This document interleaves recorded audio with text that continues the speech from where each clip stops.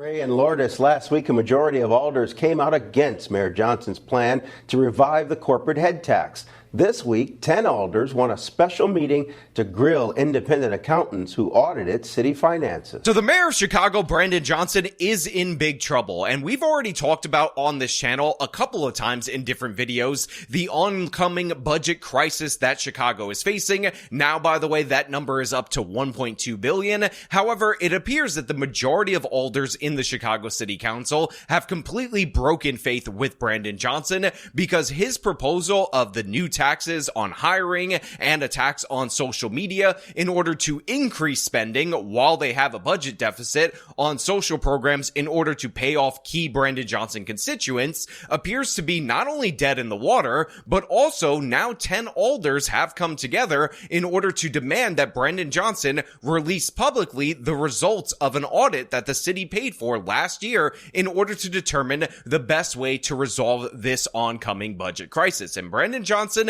does not want to show us the results of this audit. At City Hall, the battle over Mayor Brandon Johnson's budget intensifies. And today, a group of city council members accused the mayor of ignoring key recommendations from consultants they say cost taxpayers millions of dollars. And reportedly, the reason why Brandon Johnson is trying to hide this audit from the public is because the firm likely found hundreds of millions of dollars in savings in the Chicago budget by reducing inefficient and ineffective programs. However, in Brandon Johnson's budget proposal, you have massive tax increases, but only $80 million of recommendations supposedly drawn from that specific report. In addition to that, you also have a threat from a bunch of different credit agencies of a downgrade of the city of Chicago's credit rating. Good afternoon, Mayor Brandon Johnson spent over 3 minutes defending his 2026 budget plan. Even though there's a warning it could lead to the city's credit being downgraded. Which, of course, is absolutely disastrous considering that the Chicago budget has a bunch of borrowing in it, something that we've heard about from Brandon Johnson and he's been pushing before in order to pay off the teachers union. So it's likely that that interest is going to stack up, become an even bigger problem for mayors down the road. And Brandon Johnson, unlike previous mayors in the city of Chicago, has fallen off so much in the public eye that the alders don't appear willing to go along with it. So this is what we're going to talk about today. Brandon Johnson, his budget deficit, and of course, him hiding information on where savings can actually be achieved. But before we get into that, I want to thank everybody who supports this channel via actualjusticewarrior.com/join. Give me the money. Give me the money. Okay. Earlier this year, Chicago's credit rating was knocked down a notch, a signal to investors that the city may struggle to meet its financial obligations. The mayor says that's exactly why he's pushing for new progressive revenue sources and says financial problems already existed well before he took office.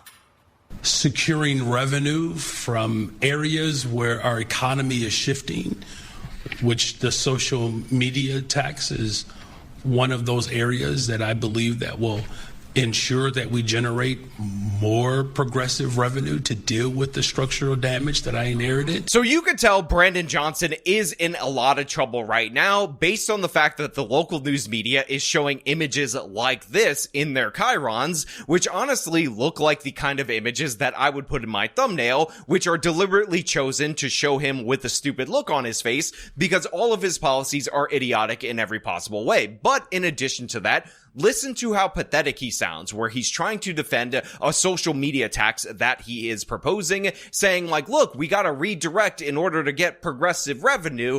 Problems, I inherited those problems. They're totally not my fault. And that is the issue at hand in the city of Chicago. And make no mistake about it, previous Chicago mayors have instituted terrible policies. I mean, again, they've had basically an unbroken chain of Democratic mayors dating back to the 50s. And like many Democratic mayors before him, Brandon Johnson has borrowed a ton of money and they borrowed a ton of money and eventually that money ends up coming due. And the problem that Brandon Johnson is facing is that his popularity has tanked so much that the city council, which are the Chicago alders, don't want to go along with his borrowing binge like other previous mayors that had more political capital. So now Brandon Johnson is absolutely scrambling, trying to pay off his key constituents because he's still eyeing re-election, while at the same time time not having the support base in order to do so. So make no mistake about it, this budget is all about Brandon Johnson. I can't live in hypothetical. What I can say is that we're talking about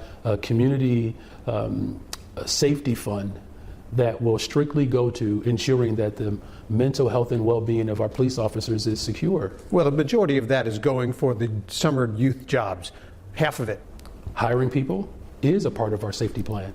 In fact, this is why this budget is so critical, right? Because this budget protects us from Trump's cuts. We talked about it in a previous video before where Brandon Johnson was trying to make the case that his budget was all about public safety, even though this is a defund the police type of politician, and how even the local news media isn't having that explanation, as they point out that what he is calling public safety is not policing, it's actually youth summer employment jobs that he is trying to give out, because again, Brandon Johnson has two core key constituents in order to remain in power, and those are black voters.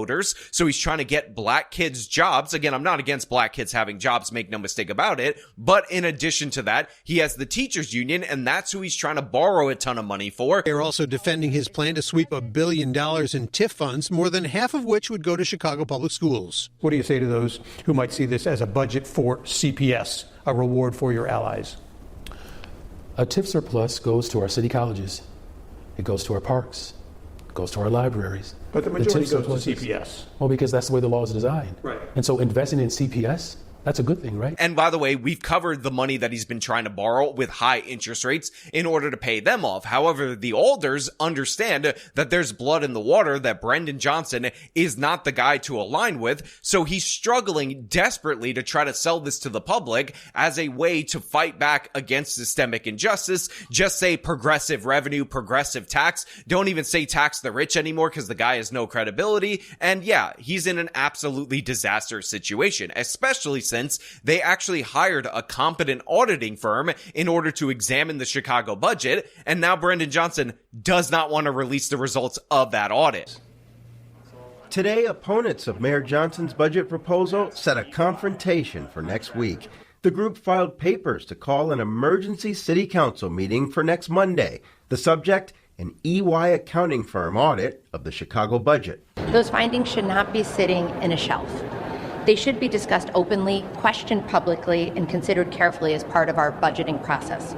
As you know, we're close to $1.2 billion in the hole this year.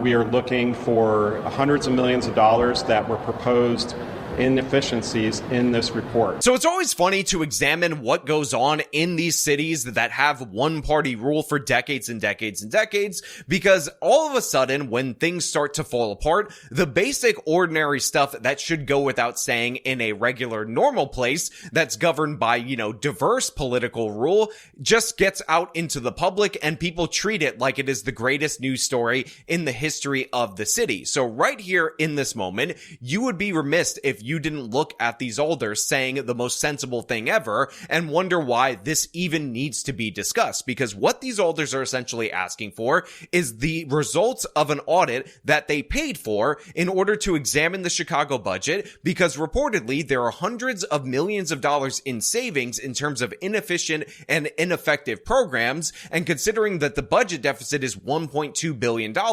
it doesn't make any sense for them to not see the report, especially when Brandon Johnson is proposing significantly less savings to the tune of $80 million in his current budget proposal. Like, this doesn't make sense at all whatsoever until you realize that we're talking about an area with one party rule, and typically this is the standard operating procedure. It just so happens that Brandon Johnson has driven his own popularity in the dirt so much that now there's a conflict about it. Now people are saying, oh, my political ass might be on the line with these particular issues. So yeah, we gotta push back against this person. And by the way, expect these ridiculous conversations in New York City when Mamdani comes into office, because Brandon Johnson and Mamdani are 100% cut from the same cloth. But let us get the details of this audit. And again, ask yourself while you're listening to this, why there is no push to release this, or why this wasn't automatically released to the public if it was paid for by the taxpayer.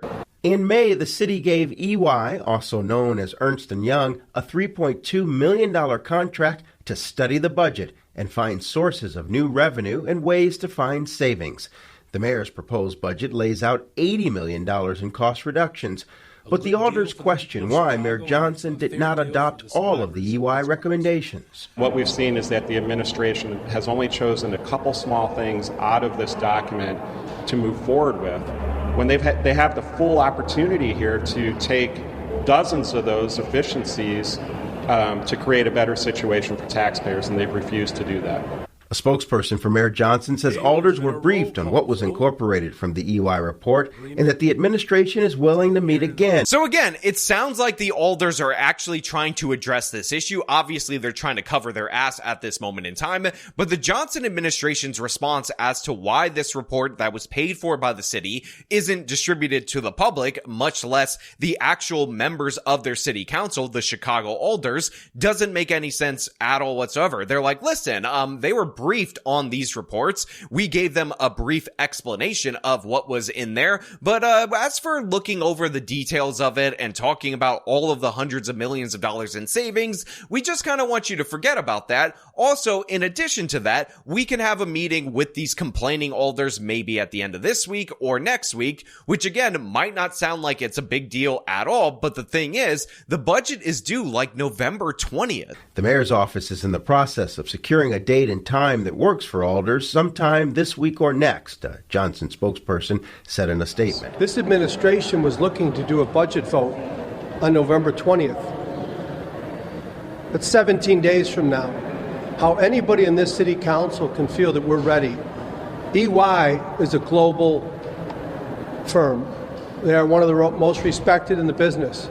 We think it's very important that they come before us and lift up the hood. Now, in addition to the absurdity of Brendan Johnson trying to push off a meeting on the budget to the week of the 20th when the budget is due November 20th, we also have to point out that Brendan Johnson is bringing back or attempting to bring back the corporate head tax, which will tax hiring employers for the number of employees that they have, and this weird social media tax that will basically be a monthly charge of 50 cents per user over 1,000 users within the city of Chicago based on the danger that social media companies pose, as Brandon Johnson has likened them to tobacco or alcohol companies. Another big priority in the budget, a new tax on large-scale social media companies like X, YouTube, and Meta, which owns Facebook.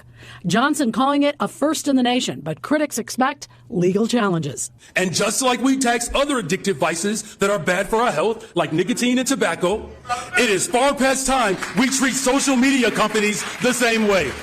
Now, there's never been a tax like this ever implemented in any city in the country, so make no mistake about it, that tax in particular is going to be held up in lengthy legal battles to even see if the city of Chicago can do it. But obviously, this is a straight up cash grab. And by the way, once they institute this modest, for now, tax of 50 cents per month per user over 100,000 users in a city, by the way, of like 2.5 million residents. So that's a lot of money that's supposed to be generated from this tax each and every month. You're also going to see them try to slide up the scales and raise that tax even more, because they always introduce any type of new tax as something very modest that hopefully you won't notice. Then once it gets approved, they go absolutely crazy with it. The alders calling to meet are not just suspicious of savings in the mayor's budget, they're also concerned about his planned borrowing and progressive revenue, which includes the return of a corporate head tax. With the head tax, with the smart tax, some of these other things, there's no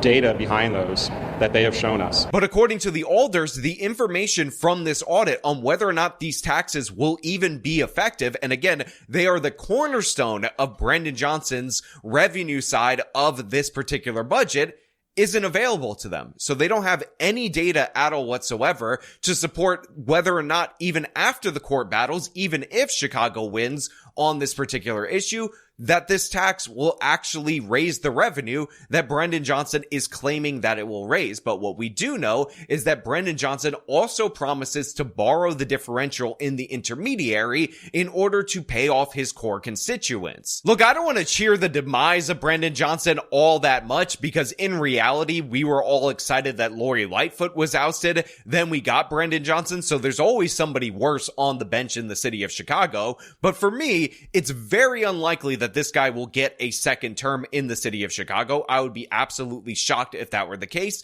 because the guy's shtick about talking about the Confederacy every time he's in trouble is wearing thin on that particular city. His approval rating is in the tank, and he's already betrayed multiple promises as the mayor of the city of Chicago, like trying to raise property taxes after he promised he definitely wouldn't do that. And now the budget deficit is not only something that the alders won't get on board with him in order to solve, but it also is likely to basically break the credit rating of the city of Chicago, because Brandon Johnson refuses to actually make the necessary cuts in order to solve the problems of that particular city. We've balanced budgets off the backs of working people. I'm going to defend the working people in this city with everything that I have inside of me. You're asking me to go before city council and defend the very people that have made an enormous amount of revenue over the course of decades off the backs of working and poor people. What are we debating here? What are we debating here? We're either going to challenge those with means who have made hundreds of billions of dollars, unprecedented revenue at a time in which families are struggling to pay for college, to pay for groceries, to afford rent, mortgage.